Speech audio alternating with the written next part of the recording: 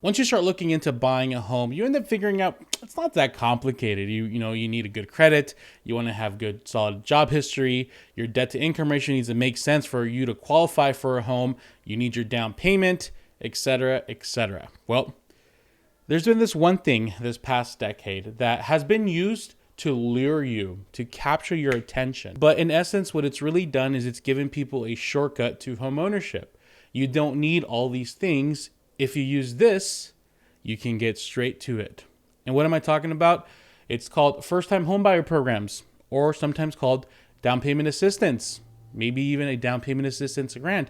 Whatever term you like to use, this has been something that's been captivated homebuyers for the past decade. So in today's video, I want to talk about how do these programs work?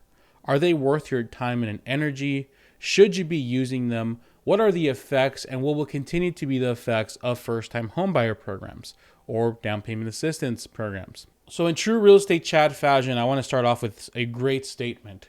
First-time homebuyers are the backbone of this country. Yeah, there's certain trades like construction, me drawing a blank about other trades. I'm sure you can fill in the blanks here that depend on these things. But overall, if people are buying homes, things are okay, right? People are either selling them, they're moving up, they're getting promotions into nicer houses. The more people that are buying houses, or in other words, the more first-time home buyers there are out there, the better we're doing. And this is why for the past decade, starting early 2010s, they were desperately needed, and there were a ton of them. It's really interesting how the mindset has changed for first-time home buyers and real estate agents. If you'd have talked to a real estate agent in 2013, like when I got my license, it was a game of trying to convince you to buy. Like, hey, you should buy right now. There's tons of programs available. I just helped so-and-so buy with zero down. Please buy a house. These programs were really needed because we needed to promote home ownership. There obviously the market tanked, values were historic lows, and I'm not the government, nor do I know anyone in the government, but I believe the general perception was we need to create ways to stimulate home buying in general, right? Just like now they're stimulating us with $600. Yes, thank you, government. House prices were so cheap, you didn't need to make a lot of money to qualify for a home. The down payment assistance programs then, our first-time home buyer programs, were pretty simple to qualify for. You just needed maybe a little better credit, maybe a little tighter debt to income ratio. The interest rate was just slightly higher, nothing too massive. And the beautiful thing is at that time when they first started, you could literally sell your house a year later with no penalty. It wasn't until a few years later into it that they decided to say, you know what, you're no longer allowed to sell until after 3 years or 5 years in some cases. This did two things. It started giving us that stimulation that we desperately needed. I'm tired of saying stimulate. It doesn't make me feel okay or comfortable. But it also did something that you're affected by it right now. It spoiled the buyer's mindsets, right? What I mean by spoil is, for example, you have a kid. Hey, Dad, I want this chocolate bar. What do you say? Yes. Hey, Dad, I want this Power Ranger toy. What do you say? Yes. You're spoiling the kid. Homebuyers got what they wanted. They were used to being begged. They were used to, getting a low rate. Life was good. Life was peachy. Slowly, as time has progressed, down payment assistance programs are starting to become more difficult to get. They needed a higher credit score to get. They started raising the interest rates a lot higher. Slowly but surely, it started not making sense to go down payment assistance. And I believe this went to a peak about 2 years ago, where it literally was like a difference of $200 to $400 to go down payment assistance in some cases. And it didn't make sense because you're paying so much more interest. You know how I said earlier how realtors used to be begging people and convincing you to buy? Well, now the script is flipped, right? So nowadays, down payment assistance programs and first-time home buyers programs are still out there. They're not gone magically. They're still there and they're readily available. But someone who helps a lot of first-time homebuyers, I can say out of maybe 40 to 50 transactions last year, only one of them were down payment assistance. And this is somebody who I used to do like half of my buyers were down payment assistance. Somebody recently asked me this. On Instagram, I like to do the questions things once in a while for my stories. And someone asked, Javier, when is it going to get easier for first-time home buyers? And I think this question has a lot to do with this topic today because first-time home buyer programs, as they're being marketed towards you, or in other words, down payment assistance programs, were created for these first-time home buyers who were struggling. This person, I believe, the one that messaged me or commented that on me, is struggling. They're not able to get a house right now. Here's the reality for you guys, okay?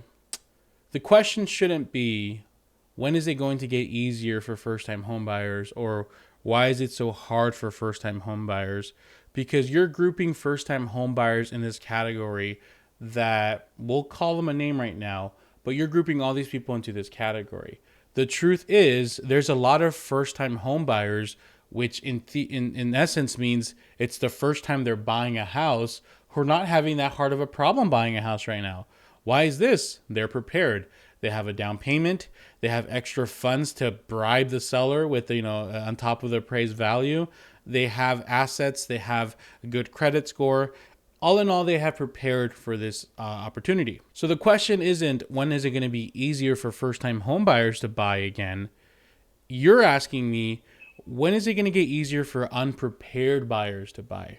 Remember when I said in the beginning of my video, first-time home buyer programs, or DPA programs, were a shortcut for those who were not prepared. When you're in a situation where sellers have power, either because they have a super nice house, or maybe the market is suited towards them, and maybe there's a lot of buyers duking it out, they're not going to accept any buyers with any kind of weaknesses. Unfortunately, this means sometimes that their listing agent is consulting them saying, hey, you shouldn't accept FHA and VA, which is BS, but that's another topic on its own. But if they pick up on the fact that the buyer doesn't even have their own funds to close on the property, they're using a third party, which means that there could be delays potentially if things are not done efficiently, they're going to automatically scratch you off. They're not going to even consider it.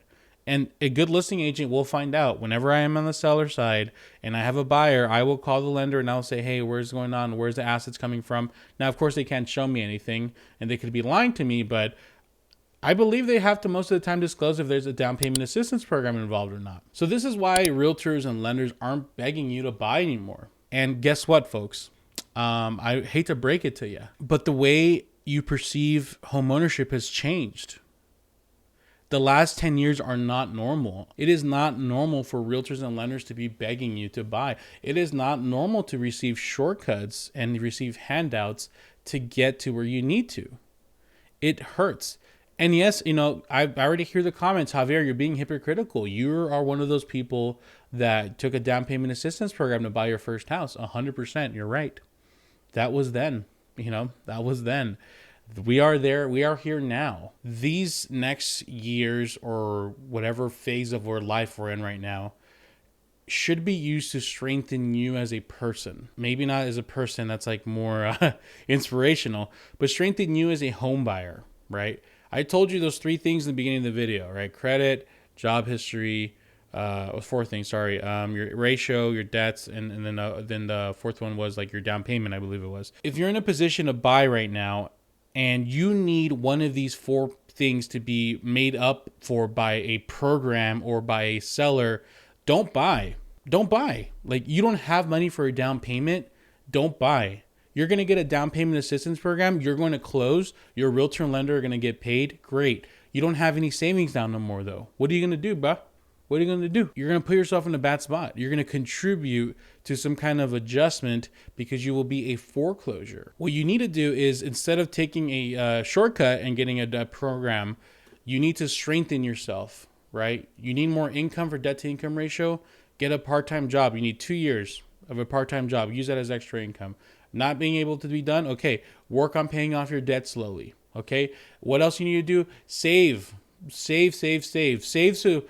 so much that when you use your funds to buy a home, you're not left with anything. You're left with double, if not triple, that amount. I'm speaking harshly to you because no one's going to tell you this. Go call a realtor and lender right now and ask, you guys do down payment assistance program? They will say yes, because guess what? They're trying to do their job. They're trying to get their money so then they can save, and strengthen themselves. Make yourself a stronger buyer. Do not take handouts right now. Do not take shortcuts. Keep pushing through. And to finalize things, I have had people reach out to me saying, hey, I have all this money. I have all this capital, but I still want to use a program so that way I don't use my money. I want to hold on to it. For those people, I say this: get 2 scenarios. Get one scenario where you put minimum down, 3 or 5% down. Get one scenario where you don't put anything down or use some kind of program. Okay. look at what the costs are going to be and look at what the monthly payment cost difference is going to be. Okay. Let's just say for just making it easier on the video, this will cost you $10,000. This will cost you $0, but this will make a $1,500 payment, and this will be a $1,700 payment. It seems pretty straightforward. Maybe if you're a real estate Edgar, you're going to be like, hey, yeah, this is the down payment assistance program all day long. You get to keep that money. But don't look at that $200 amount for your monthly payment as 1 month. Look at it the big picture. Yearly, that's 2,400 smackaroos. After 5 years, that's $12,000 So after 5 years, you think you're a real estate Chad by saving $10,000. After 5 years, you spent $12,000 more. So you're negative $2,000 loss here. Right now, if you're buying a house, you should be buying long term. 5 years is not long term. You should at least buy, I don't know, 10 years? So if it's 10 years, that's $24,000. You save $10,000 initially to only spend $24,000 more in interest. Does this make sense to you? Oh, bro, I'm just going to refinance in 3 years, bro. Be okay. You don't know what's going to happen to the rates. Your lender would love to refinance you every 6 months because they can make money off it, but don't put yourself in a bad... Things aren't going to change magically. People always go, well, my credit will be better 2 years from now. We'll be refinanced. Let's be realistic here. Have you changed? Will you change? So first-time home buyers, stop looking for programs to assist you. Start looking for ways you can strengthen yourself. Don't start the conversation saying, well, I'm a first-time home buyer. That doesn't do anything. Be so confident and be so prepared that when you initiate your conversation with your real estate agent, your lender, they don't even have to, they're going to assume that this is not the first time you bought a house.